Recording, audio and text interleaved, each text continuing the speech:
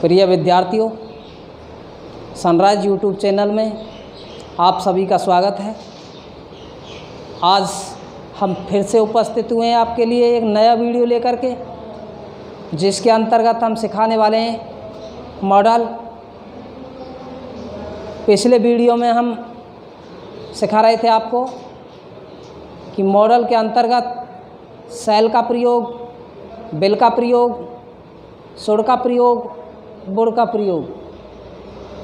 आइए देखते हैं इसके अंतर्गत नीड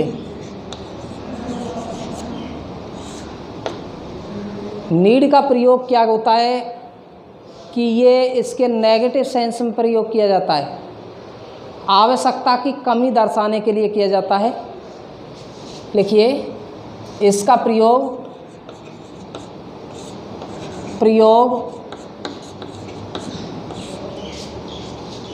आवश्यकता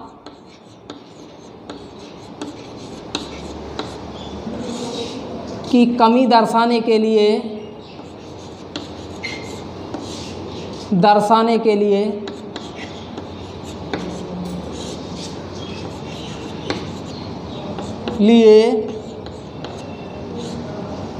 इसके नकारात्मक भाव में, इसके नकारात्मक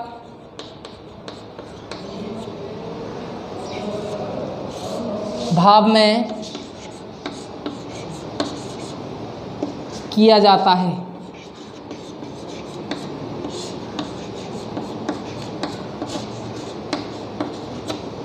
अर्थात जब मॉडल के रूप में हम इसका प्रयोग करते हैं तो नीड का प्रयोग नहीं करते हैं, इसका प्रयोग करेंगे नीडंट का प्रयोग करेंगे। नीडंट ये हमेशा नीडंट का ही प्रयोग आएगा। और इसका जो नोशन होता है लैक ऑफ नेसेसिटी या नॉट नेसेसरी के अर्थ में होता है। कौन से? लैक ऑफ नेसेसिटी या नॉट नेसेसरी।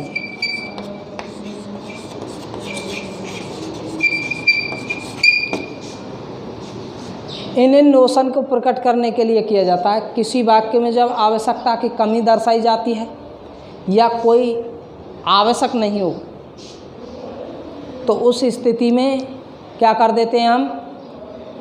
नीड का प्रयोग नहीं करते हैं। क्या प्रयोग करते हैं? नीडंट का प्रयोग करते हैं।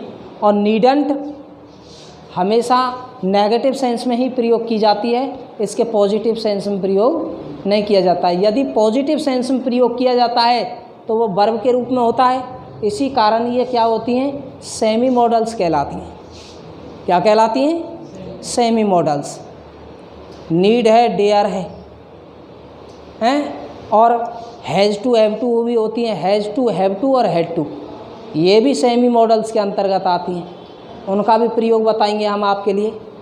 What is the difference between has to, have to, had to and must. Sentence का नोशन पहचानेंगे और जिसमें क्या है, जहाँ आवश्यकता की कमी दर्शाई जा रही है उसी जगह पर क्या कर देते हैं हम? नीडंट का प्रयोग कर देते हैं। वैसे तो आपके सिलेबस में क्या है, इसका उल्लेख नहीं किया जाता है, परंतु जब मॉडल वाला जो टॉपिक चालू हो जाता है तो उसमें क्या है, इनका प्रयोग भी कराना ज़रूरी होता है, क्योंकि फुल मॉडल 13 होती हैं और 13 में इनकी गिनती आती है। यू खाली जगह wear warm clothes in summer. इस प्रकार से एडवाइज प्रकट होता है, परंतु एडवाइजेबिलिटी थोड़ी है, एडवाइजेबिलिटी नहीं होती है। यदि कोई क्या है कि जैसे कपड़े, जैसा मौसम होता है उसी के अनुसार कपड़े पहनने के लिए बोल रहा है, तो वो उसके अंतर्गत तो एडवाइजेबिलिटी प्रकट हो जाती है, परंतु इसके अंतर्गत एडवाइजेबिलिटी दे ही नहीं रखी है। क्यों? कि एडवर्स कंडीशन में आ रहा है, विपरीत स्थिति वाली बात हो रही है। तो विपरीत स्थिति में क्या हो जाएगा कि यू खाली जगह we are warm cloth in summer, गर्मी में गर्म कपड़े पहनने चाहिए की आवश्यकता होती है या नहीं होती है? नॉट नेसेसरी होता है। तो नॉट नेसेसरी के लिए हम क्या कर देंगे? नीडंट का प्रयोग कर देंगे। तो ये हो जाएगा needn't. You needn't bear warm clothes in summer, आपको गर्मी में गर्म कपड़े पहनने की आवश्यकता नहीं। गर्मी में गर्म कपड़े पहनने की आवश्यकता थोड़ी है। Loose fitting clothes should be beared हैं। तो ऐसे क्या होता है,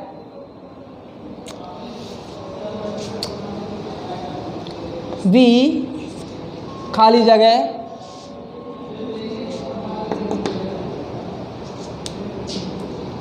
walk on foot while we have a bike।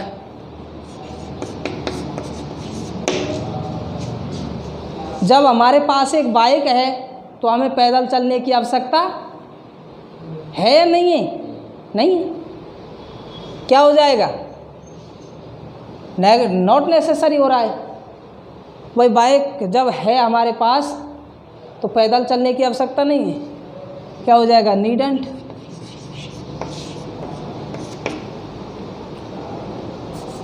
सी खाली जगह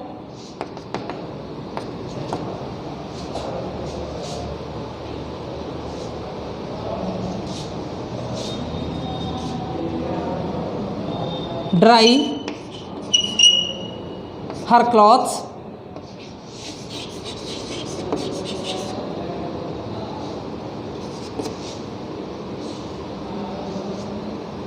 in open during the rainy season।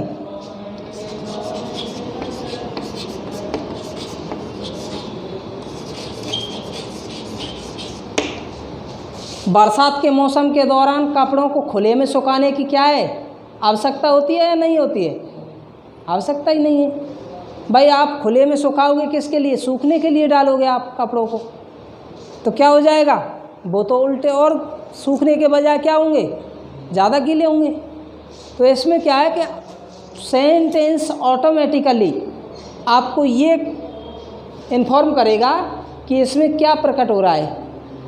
Dry her clothes अपने कपड़े सुखाना, इन ओपन खुले में, ड्यूरिंग द रेनी सीजन बरसात के मौसम के दौरान खुले में कपड़े सुखाने की क्या है? आवश्यकता ही नहीं है। हैं? नॉट नेसेसरी हो गया। तो इसके लिए हम क्या कर देंगे? नीडंट का प्रयोग कर देंगे। नीडंट। ठीक है। अगला देखते हैं। इसके लिए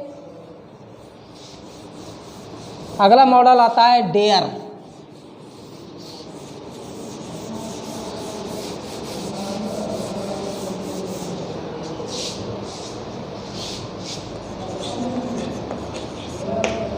साहस करना होता है वैसे, परंतु ये भी क्या होता है, इसके मोस्टली नेगेटिव सेंस में ही प्रयोग किया जाता है। डेयरंट। कभी कभार अपन सेंटेंस बोलते हैं हाउ डेयर यू से, आपकी एक कहने की कैसे हिम्मत हुई? हाउ डेयर यू से। आप टीवी वगैरह में देखते हो हाउ डेयर यू से। अपन हिंदी में जब सेंटेंस बोलते हैं तो बोलते हैं कि तुम्हारी ये कैसे हिम्मत हुई कहने की। हिम्मत का मतलब साहस। ठीक है। तो उस स्थिति के लिए क्या होता है कि इसको क्या है, पॉजिटिव सेंस में भी प्रयोग कर देते हैं और नेगेटिव सेंस में। परंतु जब मॉडल के रूप में जब प्रयोग करते हैं तो इसका क्या है, नेगेटिव सेंस सबसे ज़्यादा रहता है। तो इसके लिए क्या हो जाता है, डेयरंट का प्रयोग कर देते हैं। किसका प्रयोग करेंगे? डेयरंट का। आइए देखते हैं इसके नियम। इसका प्रयोग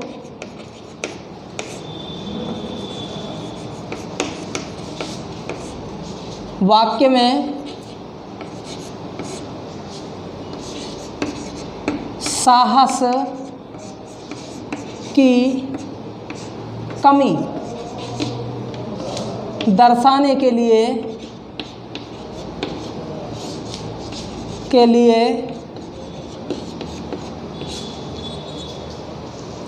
डेयरंट का प्रयोग किया जाता है।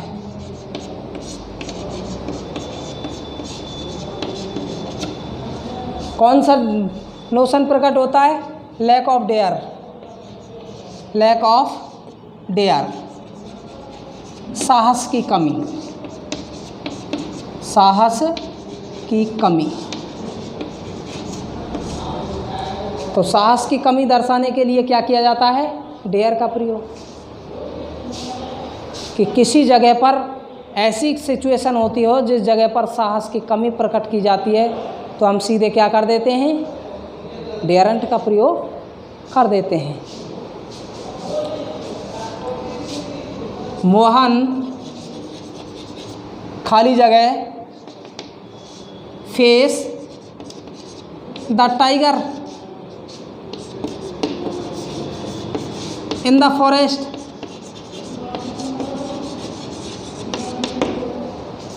फेस वन सामना करना, द टाइगर चीता का, इन द फॉरेस्ट जंगल में।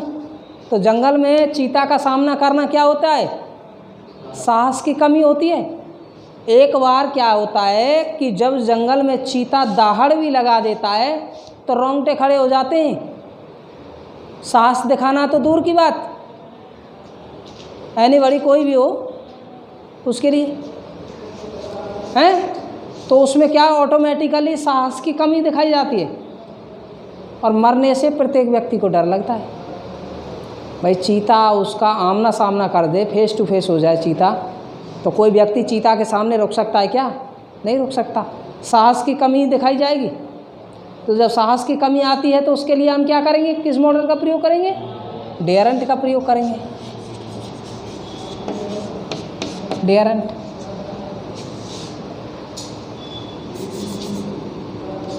माई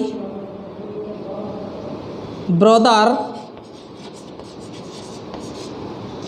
खाली जगह स्पीक बिफोर माई पेरेंट्स।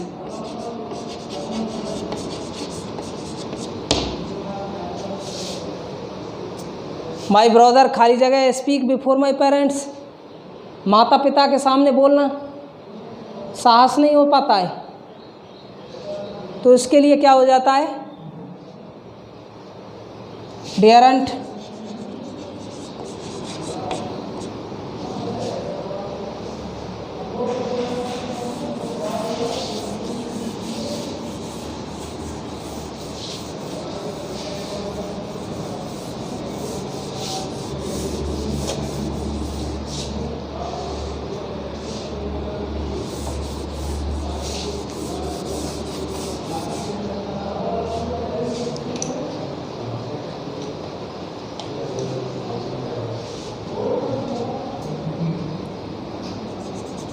आइए आप देखते हैं हैज़ टू, हैव टू, ये क्या होती है? सेमी मॉडल्स होती हैं। क्या होती हैं? Semi model. आधी तो मॉडल होती हैं और आधी सहायक क्रिया होती हैं। सेमी मॉडल्स के अंतर्गत आती हैं। कौन सी? Has to, have to, had to और नीड और डेयर। ये सेमी मॉडल्स के अंतर्गत आती हैं। ये बराबर होती हैं मस्ट के। किसके बराबर होती हैं? मस्ट के बराबर होती हैं। जब मॉडल का प्रयोग करना होता है तो क्या करते हैं? मस्ट का प्रयोग करते हैं। और जब साधारण जो सहायक क्रिया होती है, प्राइमरी एक्सुअलरी का प्रयोग करना होता है, तो हैज़ टू, हैव टू और हैड टू का प्रयोग करना होता है। ठीक है। बात किस स्थिति की आती है?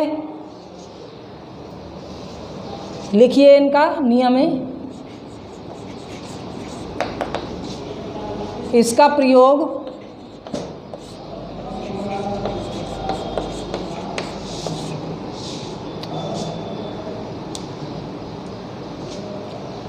ना है, नी है, ने हैं के अर्थ में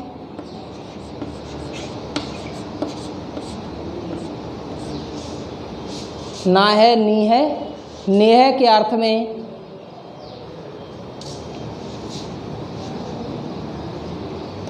जब वाक्य में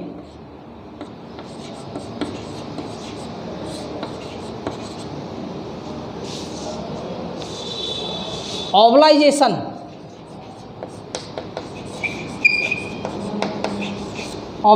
प्रकट हो रहा हो और कर्ता किसी कार्य को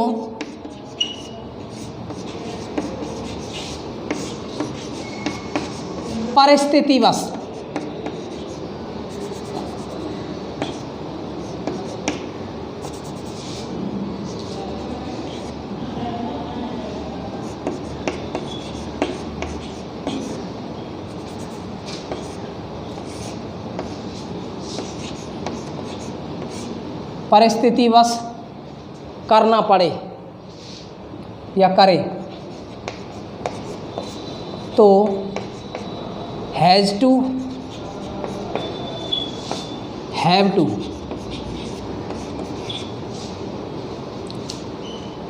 का प्रयोग करते हैं।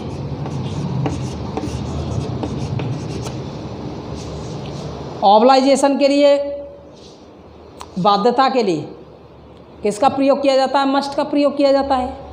मॉरल ऑब्लाइजेशन के लिए शुड का प्रयोग किया जाता है।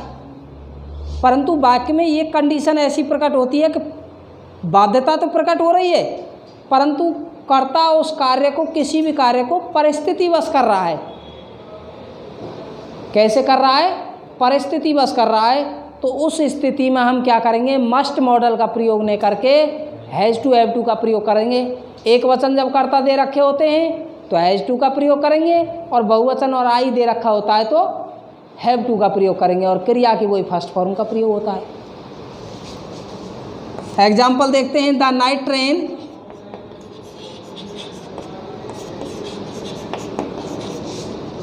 Has gone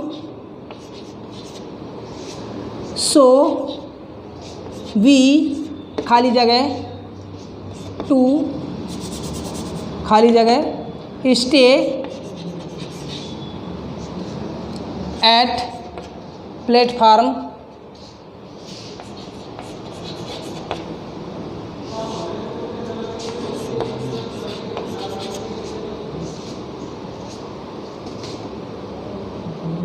eight midnight.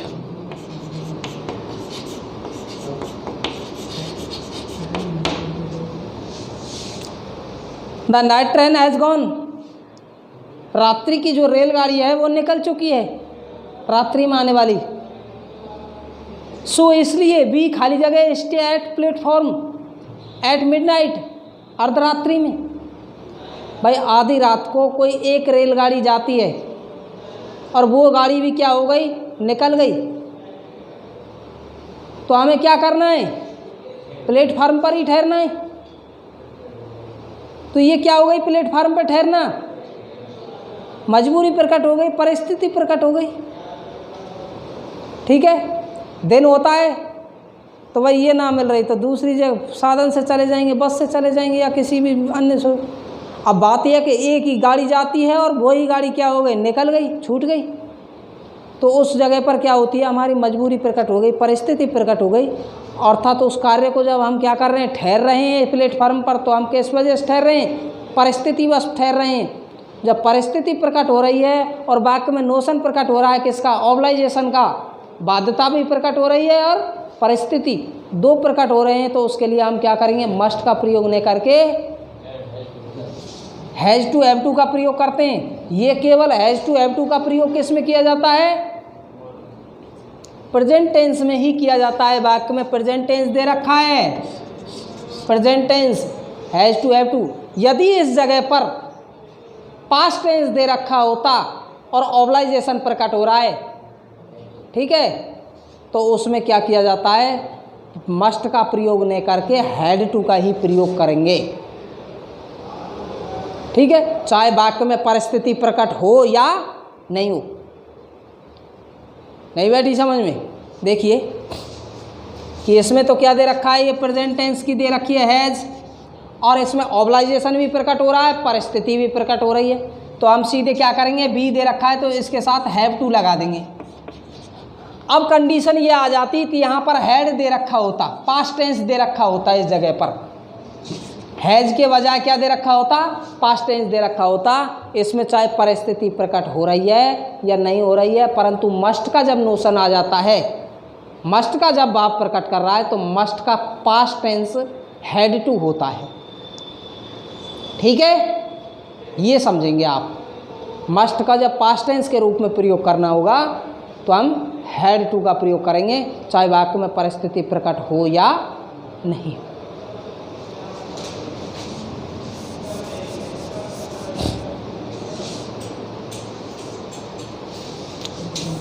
और देखते हैं इसके एग्जाम्पल्स।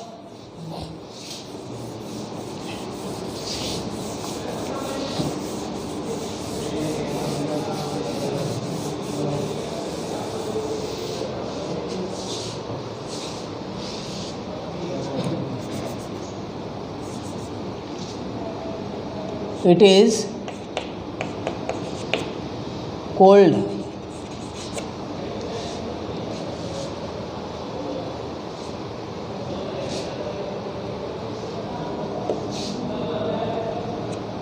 You खाली जगह sleep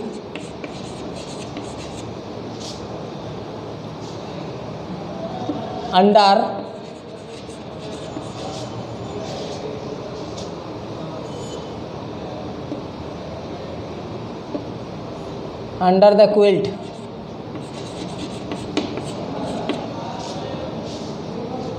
Which is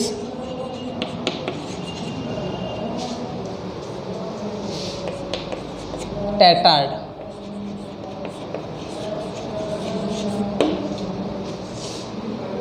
या worn out, फटी पुरानी रजाई है, ठंडा मौसम है तो उस रजाई के नीचे ही सोना, उस रजाई को ओढ़ करके ही सोना। क्या हो गई, मजबूरी हो गई। भाई ठंड पड़ रही है और रजाई आपके पास कैसी है, फटी हुई, पुरानी फटी पूरी, तो उसको ओढ़ करके सोना क्या हो गई, मजबूरी प्रकट हो गई। उसको भी हटा दें तो कुछ भी नहीं है, ज़्यादा लगेगी सर्दी, तो इसके बजाय जो है वो बेटर है। तो इसमें क्या है, ऑब्लाइजेशन भी प्रकट हो रहा है और परिस्थिति भी प्रकट हो रही है। ठीक है, तो उसके लिए हम क्या कर देंगे, यू करता आ रहा है, हैव टू लगा देंगे। प्रयोग तो मस्ट का होना चाहिए, परंतु उसमें परिस्थिति प्रकट हो रही है कि भाई रजाई है पर वो कैसी है, फटी हुई है और मौसम ठंडा है।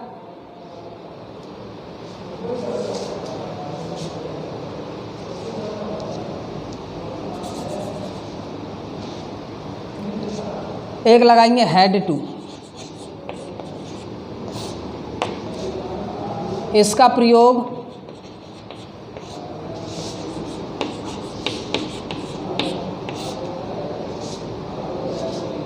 ना था, नी थी, ने थे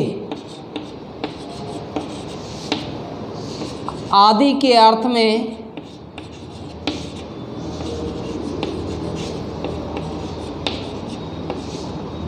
ऑब्लाइजेशन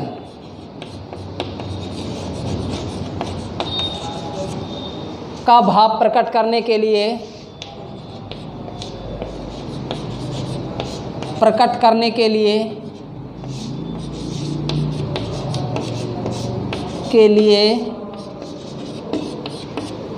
पास्ट टेंस में किया जाता है।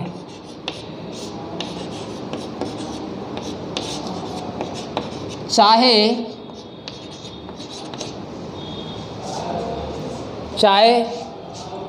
परिस्थिति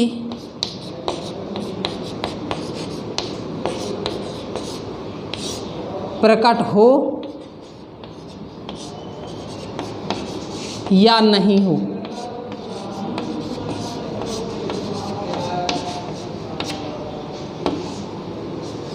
चाहे तो वाक्य में परिस्थिति प्रकट हो रही हो या नहीं हो रही हो, ठीक है, परंतु ऑब्लाइजेशन का नोशन होना चाहिए, ऑब्लाइजेशन का भाव प्रकट होना चाहिए, और चाहे परिस्थिति प्रकट हो या नहीं हो। तो हम क्या करते हैं, पास्ट टेंस के रूप में, मॉडल के रूप में मस्ट का प्रयोग नहीं करके हैड टू का ही प्रयोग करते हैं। ये क्या होता है कि प्रेजेंट के रूप में जब लगता है तो हैज़ टू हैव टू का प्रयोग करते हैं। हैज़ टू हैव टू में तो क्या दे रखा होता है कि वाक्य में परिस्थिति भी प्रकट होनी चाहिए और ऑब्लाइजेशन का भी भाव प्रकट होना चाहिए, दोनों होने चाहिए।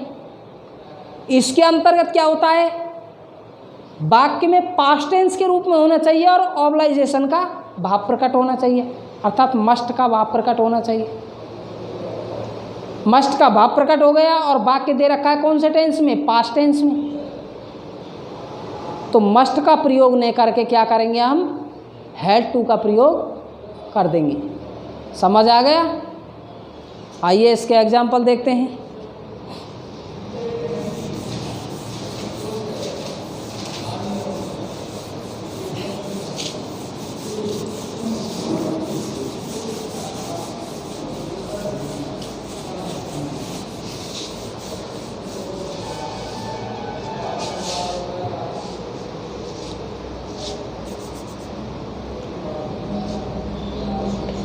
It was hot day.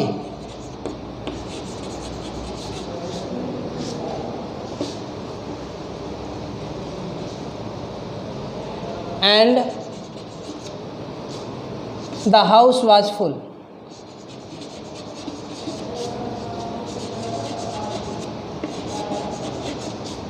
So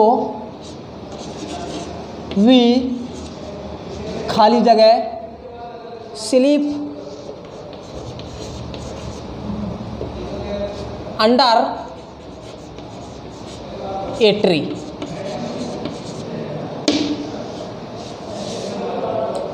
it was hot day, गर्मी का दिन था, and the house was full, और घर कैसा था, फुल था, भरा हुआ।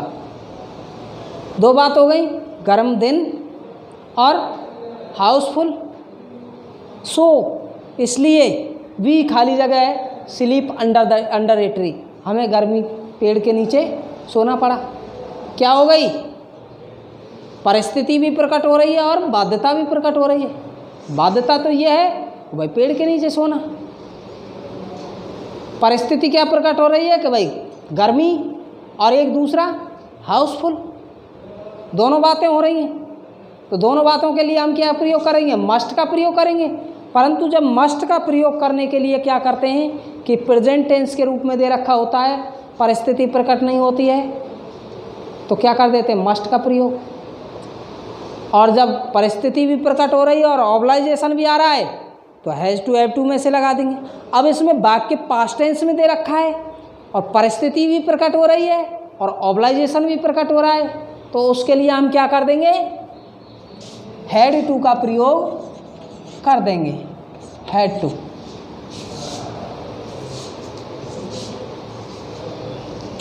सीमा was blind girl.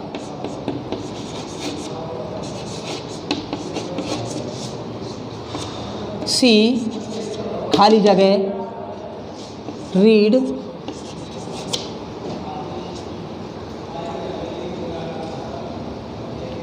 English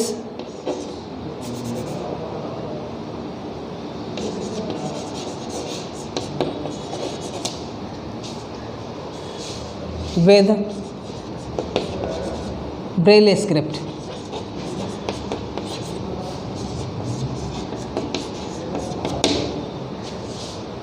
Braille लिपि से। कौन सी लिपि से पढ़ना? ब्रेल लिपि से। भाई कैसी लड़की थी? ब्लाइंड गर्ल, अंधी लड़की। तो अंधे व्यक्ति की क्या होती है? मजबूरी होती है कि कौन सी लिपि से पढ़े? ब्रेल स्क्रिप्ट, ब्रेल लिपि से। ब्रेल लिपि जानते हो? उभरे हुए अक्षरों की होती है जिसको टटोल करके पढ़ा जाता है। अंधे व्यक्तियों के लिए होती है वो। अंधे व्यक्ति उस ब्रेल लिपि से ही, जैसे अपना ये नोट हैं, उस नोटों में क्या होता है कि नोटों की पहचान के लिए ब्रेल लिपि का ही प्रयोग किया गया है। लाइनें खींच दी गई हैं उसमें कि एक लाइन है 100 के नोट में, 200 के में, साइड में लाइनें होती हैं काली काली सी, और लाइनें उभरी हुई हैं, जिससे क्या है अंधे व्यक्ति होते हैं वो पहचान जाते हैं कि नोट कितने का है, उनकी वजह से। तो इसमें क्या हो जाएगा? हैड टू का प्रयोग होगा।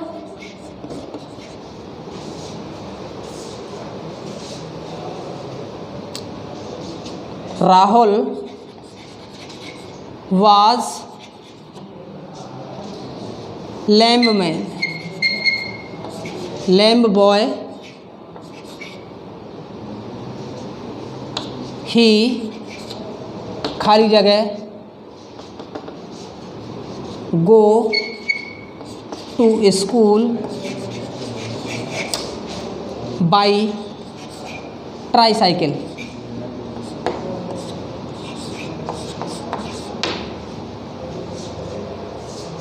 Rahul was lame boy, Rahul लंगड़ा लड़का था, ठीक है, परिस्थिति प्रकट हो गई। ही खाली जगह go to school by tricycle, 3 पहिया वाली साइकिल से जाता था। तो स्कूल में 3 पहिया वाली साइकिल से जाना क्या हो गई? उसकी मजबूरी हो गई। और बाध्यता ये हो गई कि भाई कैसा था? लंगड़ा आदमी। तो उसके लिए क्या कर देंगे हम? मस्ट का प्रयोग नहीं करने के लिए हैड टू का प्रयोग कर देंगे। इसी के साथ आपके मॉडल्स समाप्त हुए। अगले वीडियो में फिर से उपस्थित होंगे नया टॉपिक लेकर के, जो कि क्लज वाला, जिसके अंतर्गत आपको बताएंगे नाउन क्लज, एडजेक्टिव क्लज, जिसे रिलेटिव क्लज के नाम से भी जाना जाता है, और एडवर्ब क्लज। धन्यवाद।